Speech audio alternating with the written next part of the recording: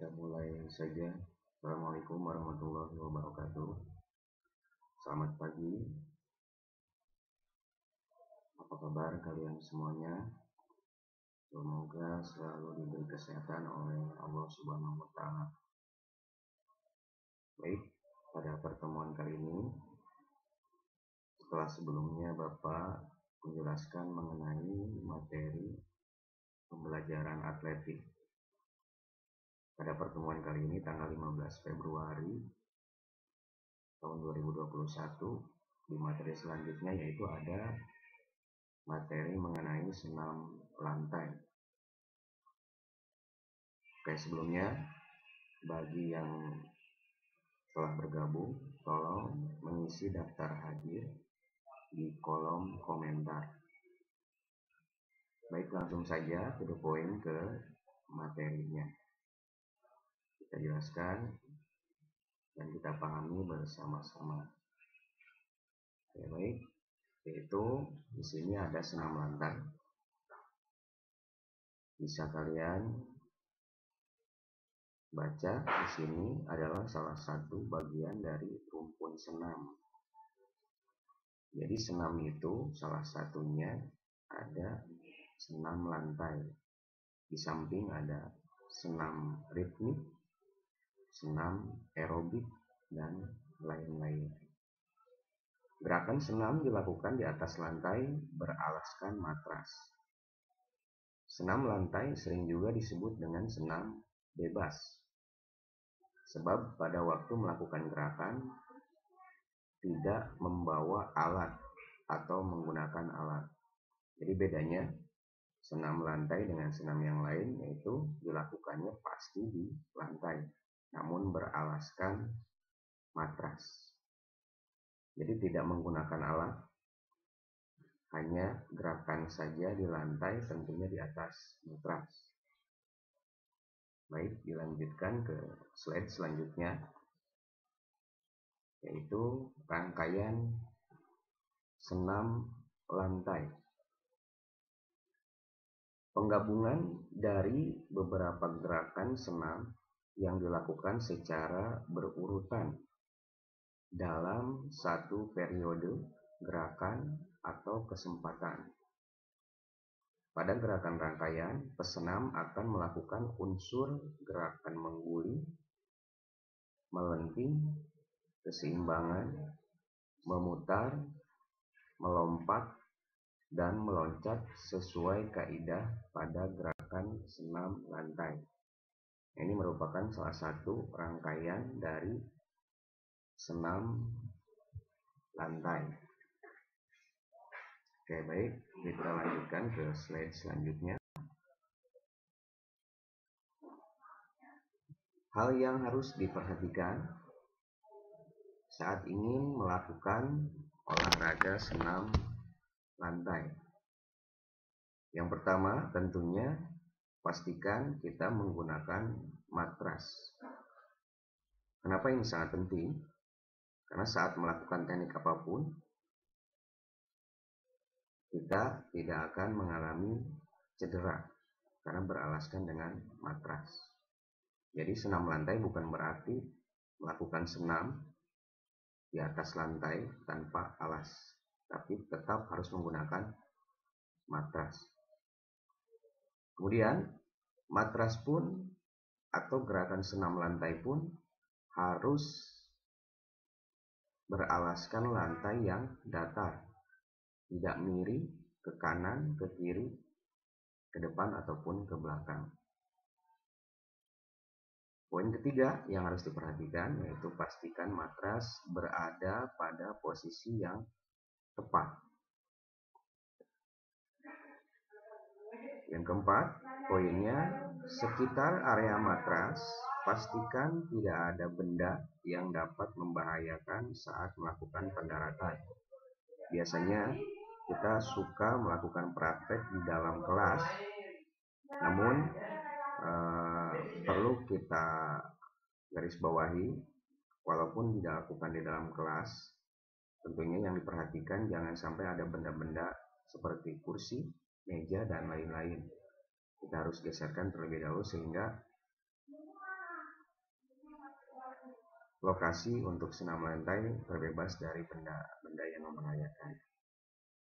Selanjutnya, sebelum melakukan teknik senam lantai, biasakan dengan gerakan pemanasan terlebih dahulu. Bapak rasa ini kita lakukan bukan hanya dari olahraga atau aktivitas senam lantai saja. Setiap aktivitas olahraga pastinya kita harus melakukan pemanasan terlebih dahulu. Selanjutnya, yang harus diperhatikan dalam melakukan olahraga senam ini harus dimulai dari teknik paling dasar, kemudian menengah hingga teknik yang paling sulit, step by step. Selanjutnya, yang harus diperhatikan ketika melakukan senam lantai harus ada pengawasan. Kalau di sekolah bisa diawasi oleh guru atau pelatih yang sudah ahli dalam melakukan teknik senam lantai.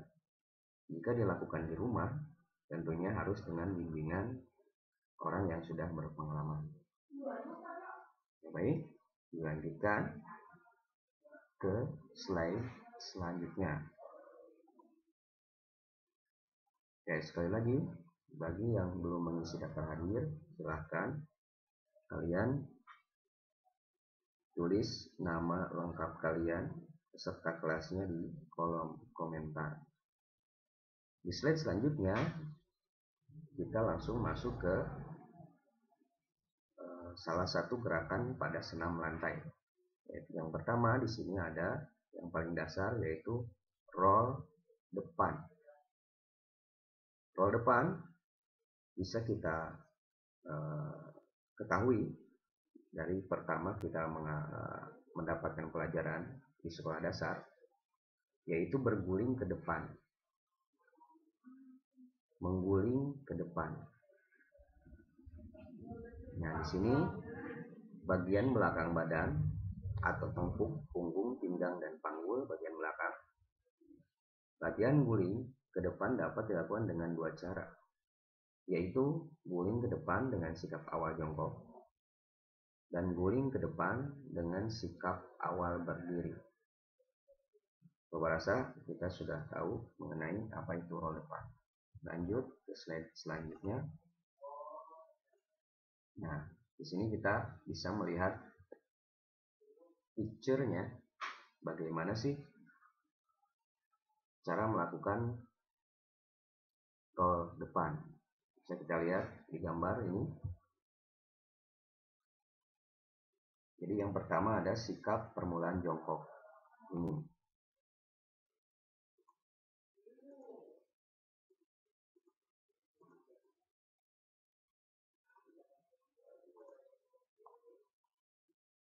Yang kedua, kaki diluruskan, siku tangan ditekuk, kepala dilipat sampai dagu menyentuh ke dada. Nah, ini dagu harus menyentuh ke dada, membulat. Yang ketiga, mengguling ke depan dengan mendaratkan tengkuk terlebih dahulu. Nah, ini pada saat mengguling, yang pertama mendarat adalah tengkuk dan kedua telapak tangan. Yang keempat, kedua tangan melemaskan tumpuan dari matras, pegang mata kaki dan berusaha bangun. Kemudian terakhir, kembali pada posisi start dan berdiri. Dan itu adalah cara melakukan roll depan. Lanjutkan sekarang roll belakang.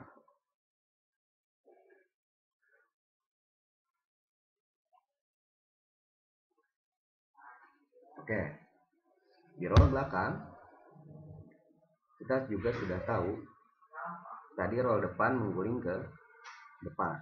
Sekarang roll belakang, pastinya kita menggulingkan badan ke belakang, di mana posisi badan tetap harus membulat untuk memudahkan pada saat kita melakukan roll. Kaki dilipat, lutut tetap melekat di dada, kepala ditundukkan sampai dagu melekat di dada. Kita lihat bagaimana gambarnya.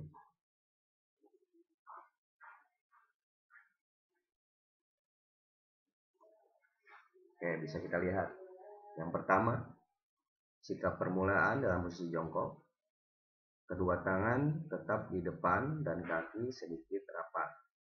Seperti ini. Kemudian yang kedua, kepala ditundukkan, kemudian kaki menolak ke belakang. Ini. Dari sini dorong. Tendang ke belakang. Yang ketiga, pada saat panggul mengenai matras, ini. Kedua tangan segera dilipat ke samping telinga, ini telinga, dan telapak tangan menghadap ke bagian atas, ke sini, untuk siap menolak. Yang keempat, kaki segera diayunkan ke belakang, ini diayunkan, ditendang ke belakang sekuat-kuatnya, melewati kepala dengan dibantu oleh kedua tangan, menolak kuat, dan kedua kaki dilipat sampai ujung kaki dapat mendarat di matras. Nah, ini sikap jongkok. Oke, Bapak rasa kalian bisa menyimak maksud cara melakukan guling belakang atau roll belakang. Dilanjutkan pada headstand. Di sini kita lihat ada headstand. Head itu dalam bahasa Inggris artinya adalah kepala. Stand artinya berdiri. Jadi berdiri menggunakan kepala. Oke. Posisi keseimbangan yang memanfaatkan kekuatan kedua lengan dan kepala otot leher sebagai titik tumpunya. Biasanya headstand juga disebut hop stand. Aktivitas ini bertujuan melatih otot leher, keseimbangan tubuh, dan keberanian. Mari kita lihat. Nah, ini adalah cara melakukan headstand. Yang pertama, sikap permulaan membungkuk, bertumpu pada dahi dan tangan, dan membentuk segitiga sama sisi. Apa yang membentuk segitiga? Yaitu antara kedua telapak tangan dan kepala. Oke, bisa dipahami ya? Kedua telapak tangan dan kepala membentuk segitiga sama sisi. Yang kedua, angkat tungkai ke atas satu persatu bersamaan untuk menjaga agar badan tidak mengguling ke depan. Ketiga, berakhir pada sikap badan tegak dan tungkai rapat lurus ke atas. Ini posisinya. Yang pertama, siap, kemudian membentuk segitiga di sini, diangkat, seimbangkan, luruskan. Dan nanti ya, kalau ada kesempatan mari kita praktekkan bersama-sama. Cara teori seperti ini. Dilanjutkan di slide selanjutnya. Tadi ada yang namanya headstand. Sekarang ada yang namanya handstand. Hand itu tangan, stand itu berdiri. Jadi kesimpulannya, melakukan keseimbangan berdiri menggunakan tangan. Sikap tegap dengan bertumpu pada kedua tangan. Kedua kaki rapat lurus ke atas. Yang harus diperhatikan dalam melakukan handstand adalah harus dilakukan di atas landasan atau alas yang keras. Misalnya lantai, karena akan memudahkan dalam bertumpu. Jika dibandingkan melakukannya di atas alas yang lunak, misalnya kasur. Jadi maksudnya di sini ketika kita melakukan handstand harus pada landasan yang keras. Kita lihat. Nah, ini cara kita untuk melakukan latihan gerakan handstand. Bisa kita lihat gambarnya di sini.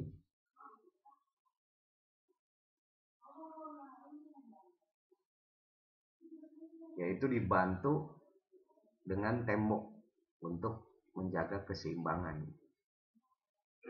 Yang pertama berdiri tegak, kemudian bungkukan badan dengan menumpu selebar bahu dengan lurus, pandangan agak ke depan, pantat diangkat setinggi-tingginya. Yang ketiga, ayunkan ke atas, diikuti tungkai yang lain.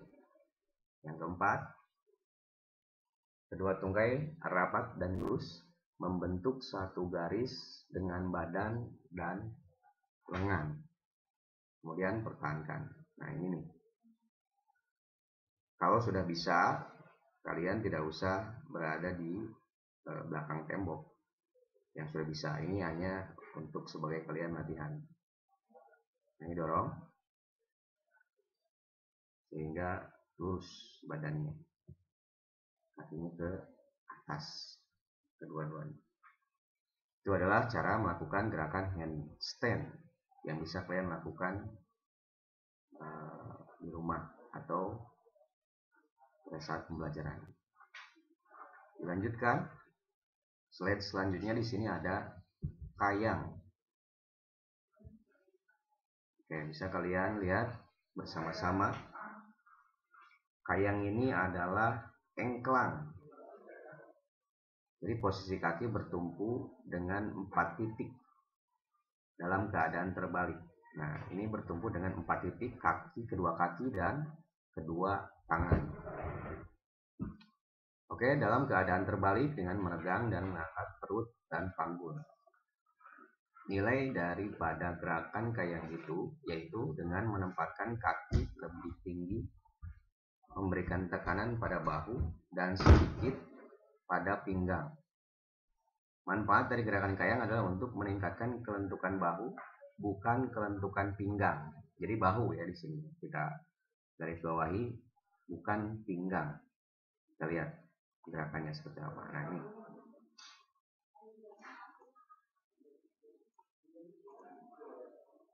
Bisa kita lakukan latihannya dengan cara dibantu oleh teman jika memang dirasa belum menguasai. Kemudian di sini bisa kita lihat cara melakukannya. Ini berdiri, kedua tangan menumpu pada pinggang di sini, pinggul. Kedua kaki ditekuk dan siku tangan ditekuk, kepala dilipat ke belakang, ini melihat ke belakang. Kedua tangan diputar ke belakang, ini sampai menyentuh matras sebagai tumpuan. Jadi posisi badan melengkung sebagai busur. Ini adalah kayang, engklang seperti ini. Oke, next. Di sini di slide selanjutnya ada sikap lilin.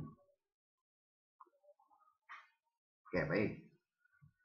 Sikap lilin yaitu sikap tidur, terlentang, kemudian kedua kaki diangkat ke atas, rapat bersama-sama. Pinggang ditopang, kedua tangan dan pundak tetap menempel pada lantai. Dalam melakukan sikap lilin, kekuatan otot perut berfungsi untuk kedua tangan melepas pinggang. Kita lihat gerakannya seperti apa. Nih, di sini bisa kita lihat cara melakukan gerakan sikap lilin. Yaitu yang pertama, poinnya yaitu tidur terlentang, kedua tangan di samping badan, pandangan ke atas. Kemudian yang kedua, angkat kedua kaki lurus ke atas dan rapat. Yang ketiga, Yang menjadi landasan adalah seluruh pundak dibantu kedua tangan menopang pada pinggang. Nah, ini adalah gerakan sikap lilin. Bisa dibantu dengan teman. Tarik ke atas. Ini lurus. Oke, baik. Selanjutnya di sini kita masuk pada manfaat senam lantai. Yang pertama, kemampuan gerak tubuh semakin lincah. Jadi jika kalian ingin lincah, pastikan kalian sering melakukan senam lantai. Kemudian yang kedua, manfaatnya yaitu memperkuat otot lengan, kaki, paha, pinggang, perut, dan dada. Lengkap, paket lengkap.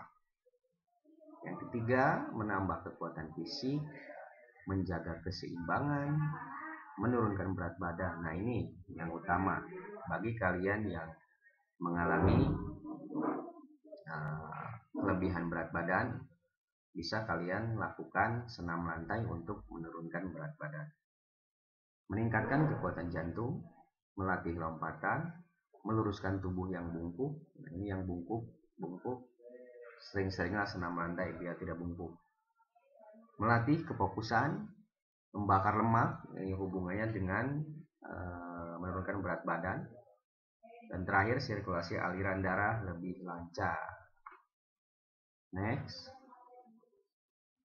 Baik, demikian itu merupakan salah satu pembelajaran yang harus kita lakukan di semester ini, yaitu pembelajaran senam lantai yang bisa kita praktekkan di rumah kalian, tapi dengan pantauan orang yang sudah berpengalaman.